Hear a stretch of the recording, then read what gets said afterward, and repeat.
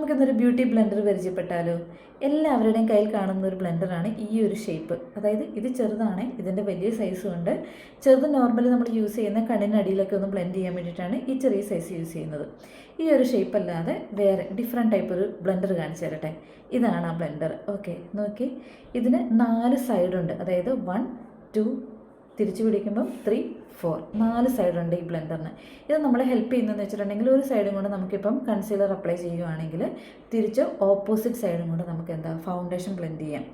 തിരിച്ച് പിടിച്ചിട്ടുണ്ടെങ്കിൽ contour blend ചെയ്യാം, blush blend ചെയ്യാം.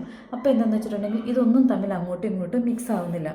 ഇതും കൊണ്ട് നമ്മൾ ഇതുപോലത്തെ റൗണ്ടഡ് ആയിട്ടുള്ള ബ്ലെൻഡറും കൂടെ നമ്മൾ യൂസ് ചെയ്യുമ്പോൾ കുറച്ചും കൂടെ നമുക്ക് നോക്കിയിട്ട് വേണം ചെയ്യാൻ. അങ്ങോട്ടും ഇങ്ങോട്ടും കൺസീലർ യൂസ് ചെയ്തതിന് ശേഷം തിരിച്ച് ഓപ്പോസിറ്റ് നമ്മളൊന്ന് നോക്കിയതിന് ശേഷം മാത്രമേ നമുക്ക് ഫൗണ്ടേഷൻ ബ്ലെൻഡ് ചെയ്യാൻ പറ്റത്തുള്ളൂ. അല്ലെങ്കിൽ എന്താണെന്ന് വെച്ചിട്ടുണ്ടെങ്കിൽ ആ കളർ ഷെയ്ഡുകൾ അങ്ങോട്ടും ഇങ്ങോട്ടും മിക്സ് ആവും.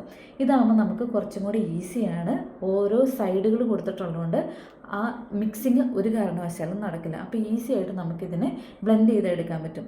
കൂടാതെ ഈ ബ്ലെൻഡറിനേക്കാളും കുറച്ചും കൂടെ നമുക്ക് സോഫ്റ്റാണ് ഈ ബ്ലെൻഡർ.